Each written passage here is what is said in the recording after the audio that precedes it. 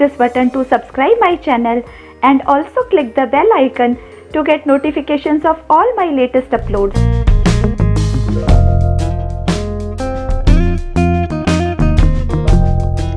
Hello बच्चों, welcome back. In previous video, we did exercise 3.1 of coordinate geometry, and in this video, we are going to do exercise 3.2 of coordinate geometry. So let us start with exercise 3.2, question number 1.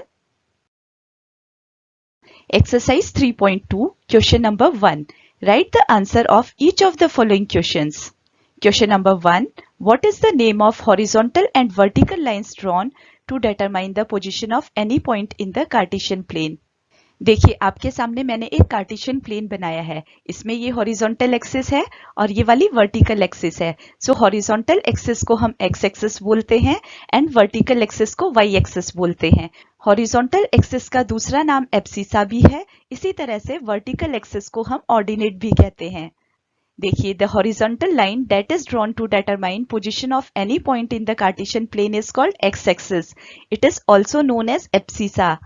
And the vertical line that is drawn to determine the position of any point in the Cartesian plane is called y-axis. It is also known as ordinate. Next question करते हैं. Question number 2. What is the name of each part of the plane formed by these two lines? ये दोनों line plane को कितने parts में divide करती हैं और हर एक पार्ट को क्या कहा जाता है? The name of each part of the plane that is formed by x-axis and y-axis is called quadrant. देखिए यहाँ पर मैंने x एक्सिस और y एक्सिस बनाई है. ये x एक्सिस की पॉजिटिव डायरेक्शन है और इस साइड x एक्सिस का नेगेटिव डायरेक्शन है.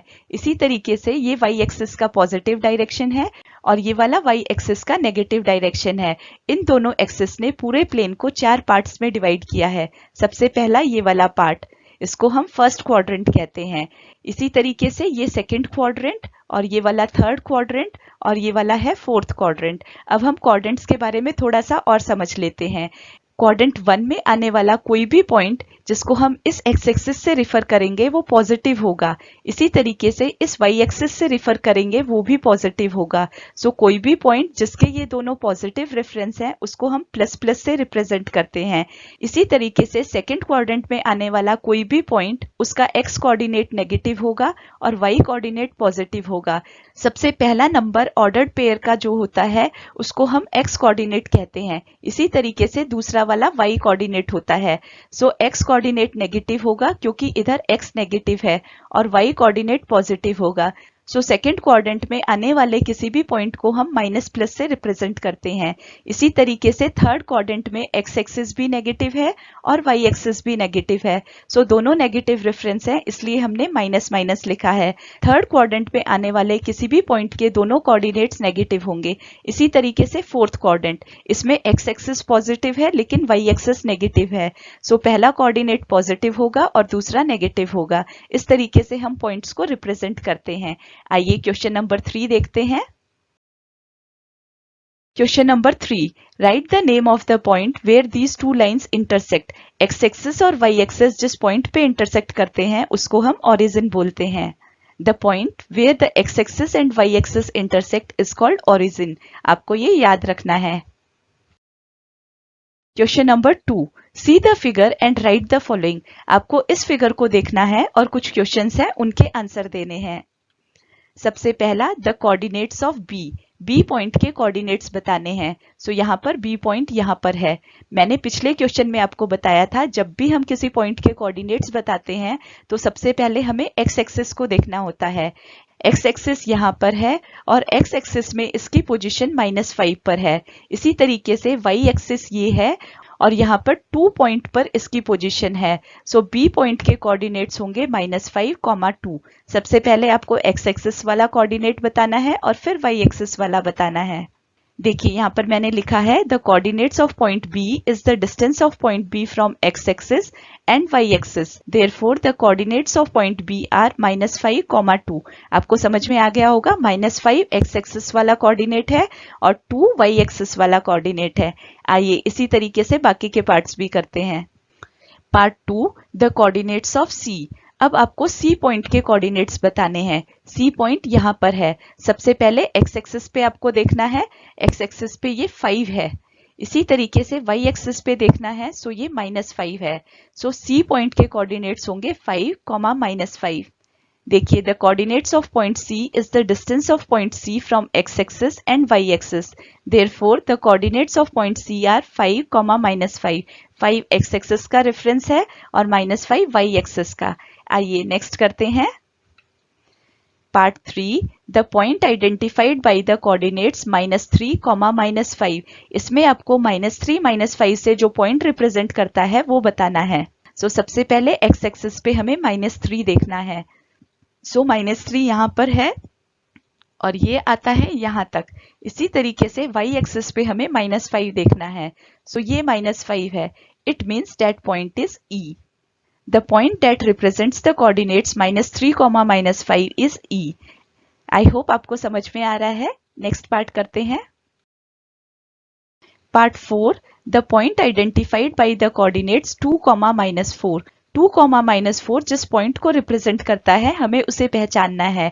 x एक्सिस पे हमें 2 देखना है और y एक्सिस पे -4।